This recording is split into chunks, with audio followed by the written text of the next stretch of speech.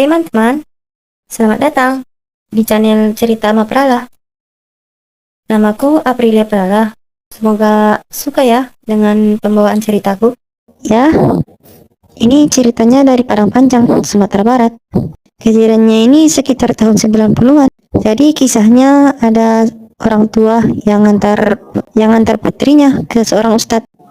Ya, bikin aja nama putrinya Bilqis ya.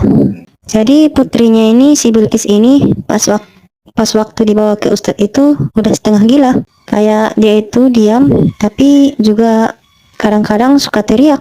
Nah, saat pertemuan pertama dengan ustadznya coba nggak nerawang nih.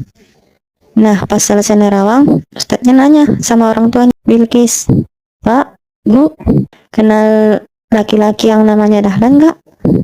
Ya, orang tua Bilqisnya nggak kenal. Jadi, menurut penerawangan ustadznya, yang ngesantet Bilqis itu laki-laki yang namanya Dahlan. Dianya disantet sama orang yang suka sama Bilqis, tapi ditolak sama si Dahlan ini. Nah, si Dahlan ini jadi sakit hati karena si Bilqis ini nolaknya juga nggak baik-baik. Ya, si Bilqis ngomong kayak kamu nggak pantas buat saya. Ya gitu. Si Bilqis ini ngomongnya kasar-kasar deh. Akhirnya Dahlan sakit hati. Nah, jadi ustadznya ini bilang si Bilqis ini jadi setengah gila gara-gara si Dahlan nyantetin si Bilqis sama dukun yang di daerah itu cukup kuat ilmunya. Nah, jadi Dahlan ini bilang sama dukunnya, dia itu mau nyantet orang gitu sama dukunnya. Dan dukun yang disamperin Dahlan ini kasih dua pilihan. Kamu mau saya bikin suka balik sama kamu, atau saya bikin menderita?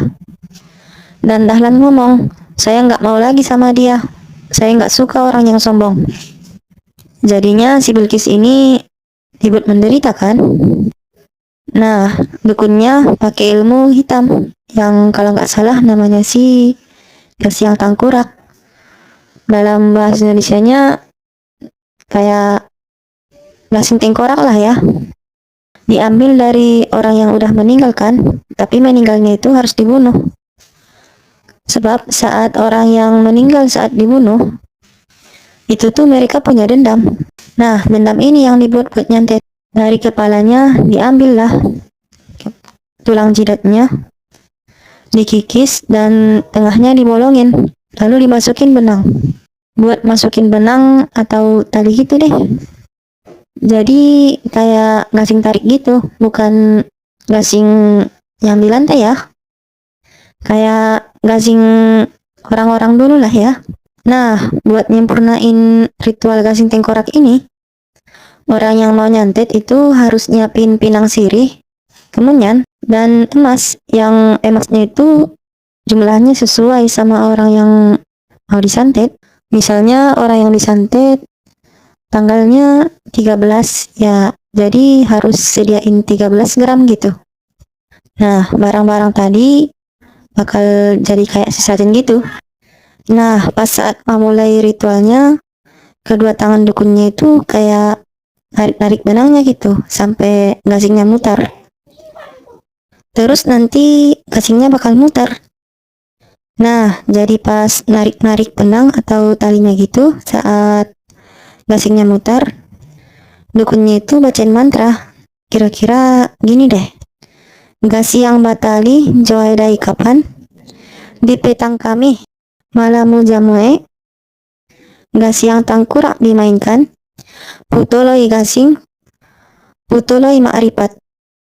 Ya, kalau nggak salah sih artinya gini ya. Gasing bertali pakai kain kapan, di malam Jumat gasing tengkorak saya mainkan, gasingnya putus juga hubungan korban sama Tuhan. Berarti dukunnya ini kayak mau putusin hubungan korban santetnya sama Tuhan. Nah, gasingnya yang barusan itu harus dimainin sampai putus. Nah, pas udah putus pasti kena lah tuh santetnya.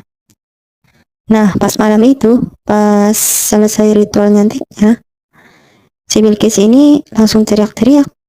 Dia ingat wajahnya Dahlan gitu. Dia manggil-manggil Dahlan, dan saking gilanya, dia ini sampai garuk-garuk tembok, sampai kukunya patah gitu kan. Pokoknya gila banget dah ya. Nah, saat orang tuanya Bilqis nyeritain sama ustadznya yang bantuin Bilqis, nah ustadznya ini ngomong, ya udah, bapak sama ibu pulang aja. Jangan lupa sholat dan berdoa. Saya bantuin dari sini. Dan bacain Yasin buat Bilqis. Dan bacain Yasin buat Bilqis di kamarnya setelah sholat Isya. Nah, malamnya orang tua Bilqis bacain surat Yasin tuh kan. Pas dibacain, ya jadi kayak, lo percaya atau enggak sih ya? Jadi si Bilqis ini kesurupan kayak ngerayap di tembok-tembok gitu. Kayak di film-film dah.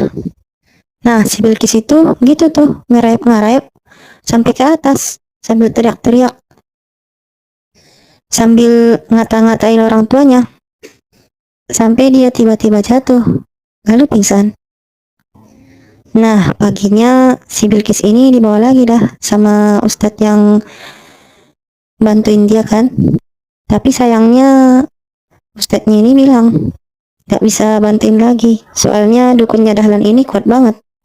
Saking kuatnya dukun tersebut, sampai-sampai ustadz ini gak bisa bantuin lagi. Terus si Bilqis ini juga dibawa sama orang-orang pintar kemana-mana gitu kan ya. Sampai-sampai duit orang tuanya habis. Jadi ya si Bilqis ini harus dipasung di kamarnya, biar dia nggak ngerayap-ngerayap ke tembok, nggak nyakitin dirinya loh. Karena orang tuanya bingung gitu loh. Udah dibawa berobat kemana-mana, duit juga udah habis. Sampai akhirnya si Dahlan ini belum puas juga. Si Bilqis ini tersiksa, dan si Dahlannya maunya Bilqisnya ini mati. Nah, jadi dukunnya pakai ilmu lagi, namanya tanggam. Nah, tanggam ini kayak pakai paku berkarat, terus pakunya ditancapin ke pohon, terus dipukul-pukul, seakan-akan pohonnya ini kayak korban santetnya lah ya. Efeknya gimana? Ya, efeknya ini bikin Bilqis jadi dari lehernya sampai ke ujung kaki, semua badannya bernanah. Nah, benar aja, sorenya ibunya Bilqis ini dengar Bilqis teriak-teriak. Dan pas disamperin ke kamarnya, nah kecium banget tuh bau nanah busuk. Dan pas dilihat lebih dekat, seluruh nanah di badannya ini pecah. Dan saat itu juga Bilqis tewas. Kalau menurutku pribadi sih, cerita ini agak suram lah ya. Hanya karena sakit hati sampai meregang nyawa. Ya emang gitu ya, ilmu-ilmu di gaib yang di Sumatera sama Kalimantan emang kuat-kuat banget. Silakan subscribe ya kalau kalian suka dan senang dengan konten seperti ini. Oke, sampai jumpa. Bye.